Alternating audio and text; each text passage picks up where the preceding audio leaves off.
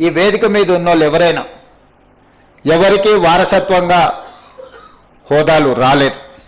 వారసత్వంగా హోదా రావడానికి అవకాశం ఉన్న వైఎస్ షర్మిల గారి వేదిక మీద ఉన్నారు. కానీ వారసత్వంగా వారైతే తీసుకోలే.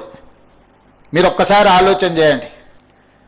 డాక్టర్ వైఎస్ రాజశేఖర రెడ్డి గారి గురించి నాకంటే ఇక్కడ ఉన్న మీకే ఎక్కువ తెలుసు. రాజశేఖర రెడ్డి గారు చేసిన పాదయాత్ర, రాజశేఖర రెడ్డి గారు అందించిన పరిపాలన, రాజశేఖర రెడ్డి గారు అమలు చేసిన సంక్షేమ పథకాలు, రాజశేఖర రెడ్డి గారు చూపించిన అభివృద్ధి ప్రణాళిక, ఒక గొప్ప ప్రణాళిక. ఈ రోజుకు మనం కాంగ్రెస్ విజయాలలో రాజశేఖర రెడ్డి గారు ముఖ్యమంత్రిగా ఉన్నప్పుడు తీసుకున్న నిర్ణయాలనే మనం ప్రతి వేదిక మీద ప్రస్తావిస్తున్నాం.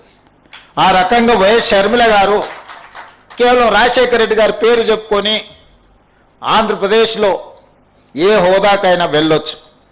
కానీ ఇటు తెలంగాణలో 3700 కిలోమీటర్ల పాదయాత్ర కావచ్చు, ఆంధ్రప్రదేశ్లో ఈరోజు చాలా కష్టాలలో ముళ్ళబాటలో ఈరోజు ఆంధ్రప్రదేశ్ కాంగ్రెస్ పార్టీ అధ్యక్షురాలుగా తను చేయగలిగిన ప్రయత్నం అంతా ఏ అవకాశాన్ని కూడా జారవిడ్చుకోకుండా ఈరోజు ఆంధ్రప్రదేశ్లో కాంగ్రెస్ పార్టీని బలోపేతం చేయడానికి వైఎస్ షర్మిల గారు ఈరోజు కష్టపడుతున్నారు.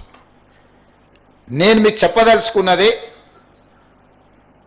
వారసత్వం ఉండి త్యాగాల పునాదులున్న రాజీవ్ గాంధీ గారు క్షేత్రస్థాయిలలో, తండాలలో, గూడాలలో, మారుమూల పల్లెల్లో పేదవాడు తలుపు తట్టి పేదవాడి గుండెకు చేరాలన్న ప్రయత్నము వైఎస్ షర్మిల గారు కూడా ప్రజల దగ్గరికి వెళ్ళి ప్రజల మన్ననలు పొంది ఈరోజు రాజకీయాలలో రాణించాలని చేస్తున్న ప్రయత్నము జిల్లా పార్టీ అధ్యక్షులుగా మీకు అందరికీ ఒక స్ఫూర్తినివ్వాలి అని నేను భావిస్తున్నా.